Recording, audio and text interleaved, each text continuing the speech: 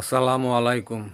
আমার ভিডিও যারা দেখেন, আমি আপনাদের সবাইকে উদ্দেশ্য করে একটি কথা বলি। আপনাদের যে ছোট বাচ্চা, শিশু বাচ্চা, তাদেরকে দিয়ে আপনারা টিকটক করেন, ফেসবুকে পাঠান। আপনি কি জানেন যে আপনার এই সুন্দর ফুটফুটে টুকটুকে বাচ্চাটার উপর জিনদের নজর লেগেছে অথবা লাগতে পারে? যখনই আপনি কোনো বাচ্চাকে টিকটক করাবেন অথবা আপনার বাচ্চাটারে ফেসবুকে আপলোড করে দিবেন, তখন আপনার এই বাচ্চাটা পৃথিবীর সমস্ত মানুষ তো দেখেই।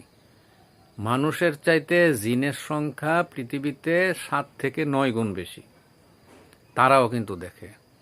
যদি আপনার এই ফুটফুটে চাঁদের মতো সুন্দর বাচ্চাটা জিনদের নজরও পড়ে যায়, আল্লাহ সাক্ষী,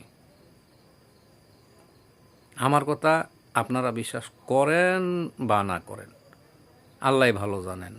আমি যতটুক জানি, আমি আমার অনেক শক্তিশালী আমার বন্ধু কিছু জিন আছে, আমি তাদের কাছ থেকে সাক্ষাৎকার নেই, আর তাদের সাক্ষাৎকারটা আমি ভিডিওতে ইউটিউবে আপলোড করি আপনাদেরকে বোঝানোর জন্য। আপনি যদি সত্যি একটু হলেও আমার কথা বিশ্বাস করেন, আপনার এই সুন্দর চাঁদের মতো ফুটফুটে বাচ্চাটার ছবি ফেসবুকে ছাড়বেন না। অনুরোধ করতেছি ভাই, ফেসবুকে ছাড়বেন না।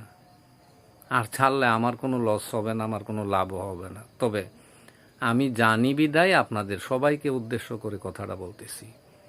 যদি একবার জিনদের নজরও পড়ে যায়, জিনেরা যখন আইসা দেখবে যে বাবা এত সুন্দর, ধর হেরে, তখন হের উপরে অত্যাচার জাদু করা আরম্ভ করবে, অত্যাচার করবে। হয়তো সারা রাত চিৎকারবে, ঘুমাইবে না, বাচ্চাটা ঘুমাবে না, আপনাদেরকেও ঘুমাইতে দিবে না।